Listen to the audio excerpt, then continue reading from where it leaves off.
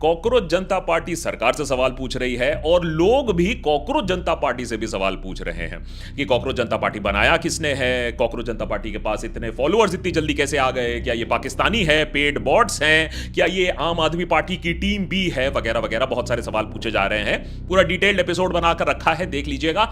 सवाल जवाब तो होने भी चाहिए। जो सरकार से सवाल पूछ रहा है आप उससे भी सवाल पूछ सकते हो, आपका हक बनता है।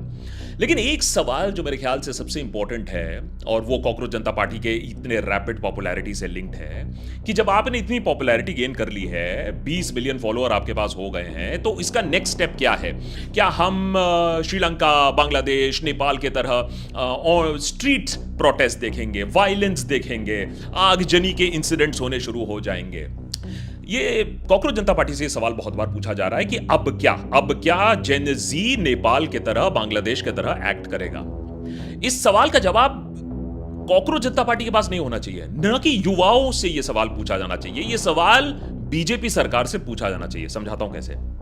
होता यह है कि अगर आप हिस्ट्री देखें, सोसाइटी देखें, कैसे बिहेव करती है सोसाइटी देखें, तो अगर आप लोगों को एक आउटलेट दें, अगर आप लोगों को प्रोटेस्ट करने का अधिकार दें, खासकर कि मदर ऑफ डेमोक्रेसी नॉर्वे में हम इतनी लंबी चौड़ी भाषाएं बोलकर आए हैं, स्पीचेस देकर आए हैं कि हमारे देश में कैसे डेमोक्रेसी है, कोर्ट्स है, कॉन्स्टिट्यूशन है, इलेक्शन है, तो उसमें एक राइट टू फ्री स्पीच भी होता है, जहां सवाल पूछे जा सकते हैं, जहां प्रदर्शन होते हैं, जहां लोग अपना विपक्ष एक्सप्रेस कर सकते हैं, अपनी फ्रस्ट्रेशन दिखा सकते हैं।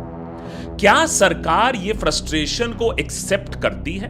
क्या सरकार peaceful demonstration and expression of anger allow करती है या नहीं? सिंपल पॉइंट है ये। कॉकरोच जनता पार्टी की पॉपुलैरिटी खरीदी नहीं जा सकती है। जिसको सोशल मीडिया का एस भी मालूम है वो आपको ये बता देगा, नहीं तो पार्टियां इससे बहुत बड़ी बड़ी बन जाती।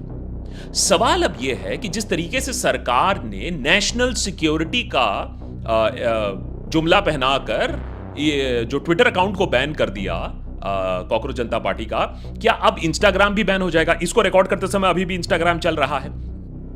अगर बैन कर दिया जाता है, अगर कॉकरोचों को कुचल दिया जाता है, अगर इस ऑनलाइन मूवमेंट को कंप्लीटली दबा दिया जाता है, तो रिस्क जरूर है कि अगली बार जब कोई प्रोटेस्ट करेगा तो वो सीधा सड़क पर प्रोटेस्ट करेगा।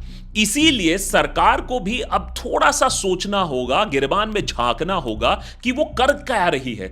हर चीज को इस तरीके से दबाया नहीं जा सकता है। हम तो खैर महीनों से, सालों से बोलते आए हैं कि कैसे डिजिटल मीडिया को अब दबाने की कोशिश हो रही है, और अब सरकार को यह सोचना है कि कॉकरोच को दबाना है। अगर दबाओगे तो इसका जो अंजाम होगा वो अनफॉर्चुनेटली अच्छा नहीं होगा।